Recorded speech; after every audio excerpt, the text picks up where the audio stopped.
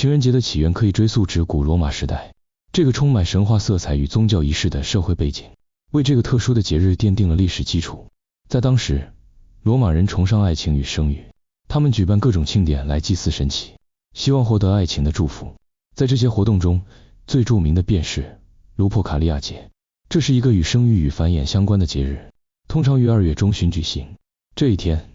祭司会宰杀山羊，然后用羊皮轻拍年轻女子，据说这能促进生育能力。这类仪式展现了当时社会对于爱情、婚姻与生育的独特观念，而这些元素也影响了后来的情人节传统。然而，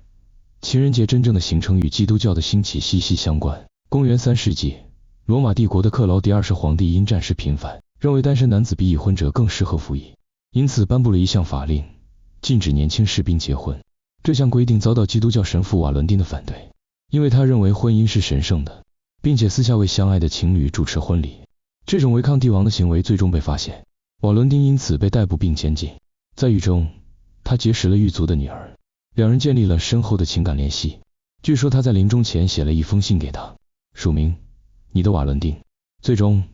他于公元269年2月14日被处决。这一天后来成为情人节的由来之一。基督教逐渐成为欧洲的主流宗教后，教会决定将一些异教的节日基督教化，以便更容易让民众接受新信仰。因此，教宗格拉修斯一世于公元496年正式将2月14日定为圣瓦伦丁日，以取代罗马传统的卢珀卡利亚节。这一天从此成为基督教世界中纪念爱与牺牲的日子，并逐渐与浪漫爱情产生联系。到了中世纪，情人节的意义变得更加浪漫化，特别是在欧洲的宫廷文化与骑士制度盛行的时期，这个节日开始与爱情诗歌和求爱仪式联系在一起。在当时的贵族社会中，求爱是一门艺术，骑士与贵妇人之间的爱恋常透过诗歌、音乐与书信来表达。许多诗人创作与情人节相关的作品，例如英国诗人乔叟 Geoffrey Chaucer 在14世纪的诗作《鸟的一回》中，首次将情人节与爱情联系起来，这被认为是现代情人节浪漫传统的起源之一。随着时间推移，这个节日的庆祝方式变得更加丰富。到了文艺复兴时期，随着对个人情感的重视增强，情人节的观念扩展至更广泛的社会阶层。在英国与法国，男女之间会在这一天交换手写的诗句或情书，以表达爱意。到了18世纪，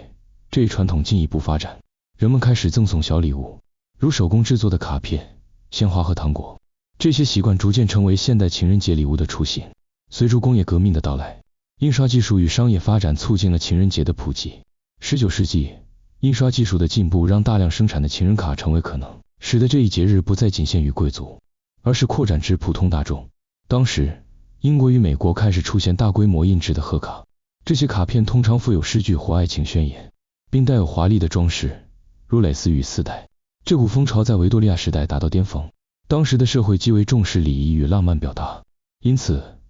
情人节的文化进一步深化。20世纪以来，随着全球化与商业化的推动，情人节逐渐演变为一个国际性的浪漫节日。在欧美地区，情人节的传统以赠送巧克力、鲜花与饰品为主，